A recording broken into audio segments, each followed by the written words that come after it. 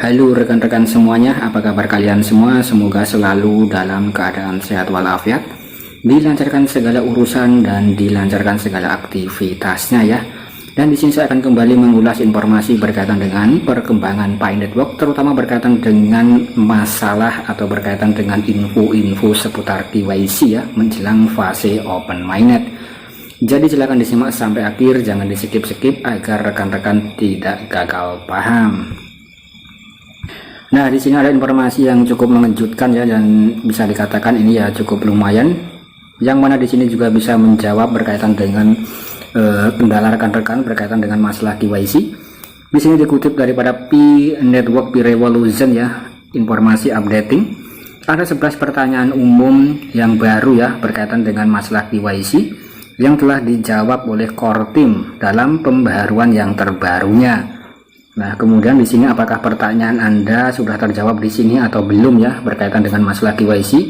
Nanti rekan-rekan itu juga bisa melakukan semacam melihat informasi resmi dari core team di sini ya. Nah, di sini saya memperlihatkan semacam websitenya. Nah, di sini ada linknya ya rekan-rekan, kita bisa cek and recheck seperti berikut: minpi.com, website resmi dari pihak core team. Kemudian di sini kita coba untuk melakukan terjemahan ya, kita coba membahas secara bersama-sama. Informasi di sini updatingnya tanggal 7 April ya, masih baru berkaitan dengan tanya jawab seputar KYC Pi Network. Nah, oke rekan-rekan, dan langsung saja kita ke inti-intinya saja. Nah, di sini pertanyaan yang paling sering ditanyakan berkaitan dengan KYC yang pertama, apakah Anda masih perlu mendapatkan slot KYC yang ditetapkan secara acak oleh sistem? Kemudian di sini jawabannya adalah tidak ya. Siapapun kecuali dua skenario di bawah ini harus dapat mengunjungi aplikasi KYC melalui Pi Browser dan memulai aplikasi KYC Anda tanpa menunggu undangan. Penetapan slot KYC berbasis undangan hanya digunakan di masa lalu dan prosesnya telah diperbaharui untuk memungkinkan siapapun bisa memulai KYC.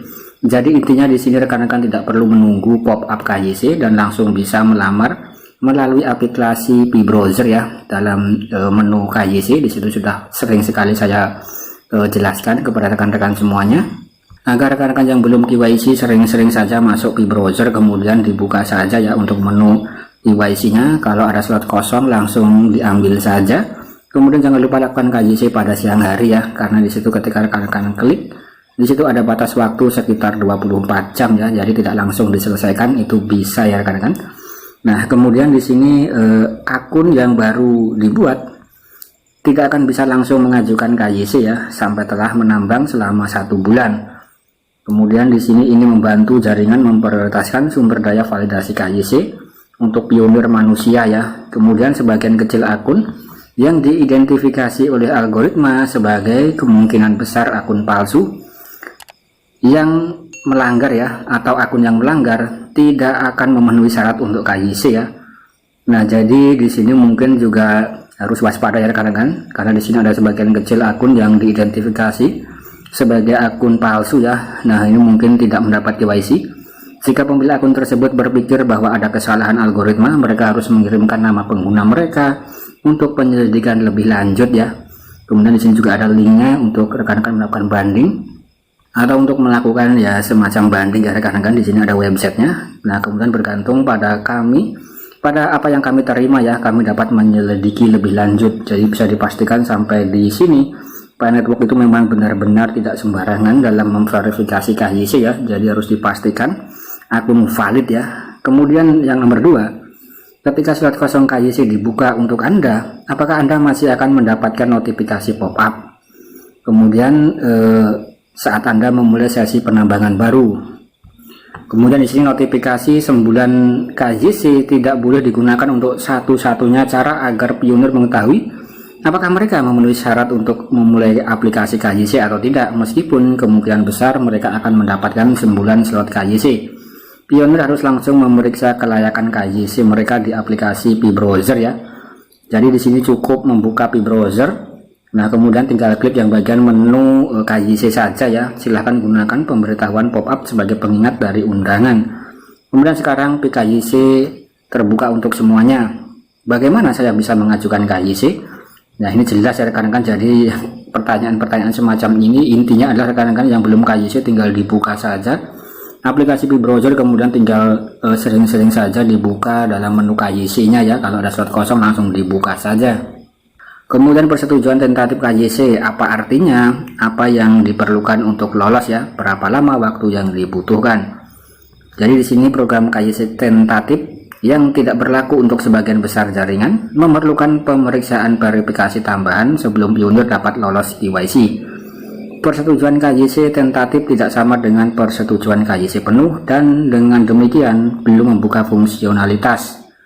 Misalnya menjadi validator atau bermigrasi ke mainnet ya, dan memerlukan persetujuan KYC penuh hingga pemeriksaan tambahan mengkonfirmasi persetujuan KYC sepenuhnya. Nah, kemudian di sini kita coba bahas yang paling penting-penting saja ya. Nah, nomor 5 di sini, jika status KYC adalah persetujuan tentatif, berapa lama waktu yang diperlukan untuk menjadi lolos KYC ya.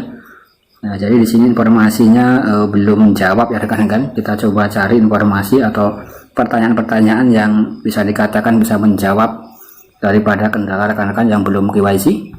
Nah, di sini sesuai dengan pengumuman sebelumnya, aplikasi KYC yang diajukan dapat disetujui dalam waktu 15 menit saja jika semuanya diserahkan dengan benar dan tidak ada banding nama yang diajukan ya. Apakah ini masih terjadi? Ya, tetapi hal ini berlaku selama pioner telah melengkapi bidang yang diperlukan dengan benar dan ketersediaan validator manusia melimpah di negara atau wilayah tersebut ya. Artinya di sini rekan-rekan itu yang langsung mendapatkan KYC ya, kemudian langsung melakukan proses KYC, terutama pada siang hari ya, kebanyakan itu 10 menit langsung lolos ya.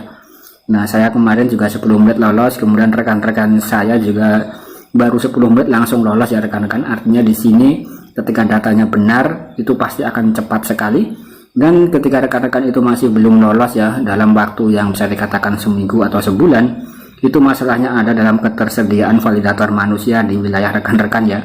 Jadi semakin banyak yang menjadi validator maka akan semakin cepat untuk melakukan KYC secara besar-besaran ya. Jadi karena di sini masih menggunakan validator manusia sebagai inti daripada untuk memvalidasi KYC Pi Network di sini.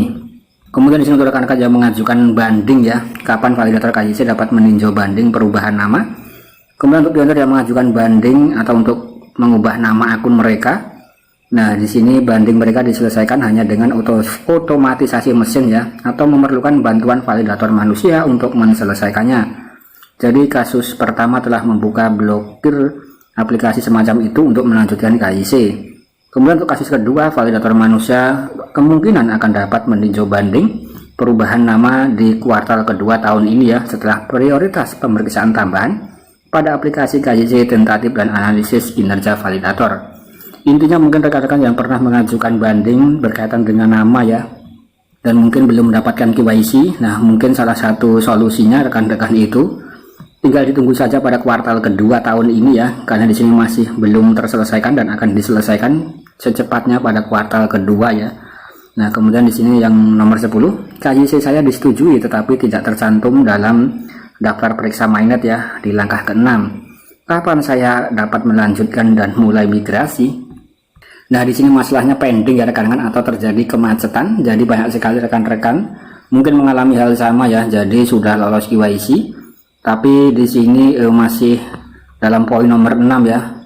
Jadi dalam poin nomor 6 itu masih berwarna abu-abu atau masih belum checklist warna hijau ya. Jadi di sini core team juga menyadari masalah ini ya, mempengaruhi beberapa pengguna dan bekerja untuk menyelesaikan masalah sinkronisasi pada daftar periksa mainnet di kuartal kedua tahun ini. Secara umum selalu andalkan aplikasi PKYC untuk status KYC paling akurat ya. Jadi di sini memang masih terjadi kemacetan demi kemacetan. Intinya ketika rekan-rekan sudah lolos KYC ya, ketika dicek sudah berwarna hijau dalam aplikasi P-Browser, kemudian kalau dalam daftar periksa mainnet itu masih belum ya. Itu tinggal ditunggu saja ya, kemudian akan diselesaikan pada kuartal kedua. Nah, mungkin kalau kuartal kedua bisa dikatakan pada bulan Mei atau bulan Juni ya, pada akhirnya seperti itu. Kemudian secara keseluruhan, mengapa jaringan Pi membutuhkan KYC sebelum migrasi mainnet? Nah, ini sesuai dengan visi misi daripada Project Pi Network yang sangat jelas sekali. Jadi semuanya itu harus melewati KYC ya. Nah, ini sangat penting sekali. Kemudian di sini apakah ada yang menjawab pertanyaan rekan-rekan semuanya ya berkaitan dengan masalah KYC? berkaitan dengan 11 pertanyaan umum yang ditanyakan berkaitan dengan solusi KYC. Nah, oke rekan, itu tadi adalah 11 pertanyaan yang paling sering ditanyakan ya. Kemudian Kortim langsung menjawabnya. Kalau saya lihat intinya di sini kita harus menunggu sampai kuartal kedua ya. Secara langsung Kortim tadi sudah menjelaskan terkait dengan masalah banding nama dan juga terkait dengan masalah yang lain ya. Nah, itu bisa dimungkinkan pada kuartal kedua itu sudah lancar ya. Mungkin kalau kita lihat ya pada bulan Juni, dan mungkin apakah akan terjadi sesuatu hal baru pada hari pay yang kedua ya, 28 Juni ke depan. Nah, kita masih belum tahu ya rekan-rekan, karena di sini kinerja Kortim memang sangat banyak sekali, dan mungkin Kortim juga tidak sempat untuk menjawab daripada pertanyaan-pertanyaan yang dirasa umum ya, tapi Kortim juga menyadari tentang masalah-masalah tersebut. Nah, oke rekan, bagaimana pendapat rekan-rekan atau kendala rekan-rekan, apakah sudah terjawab atau belum? Silahkan tulis dalam kolom komentar ya. Sekian, terima kasih.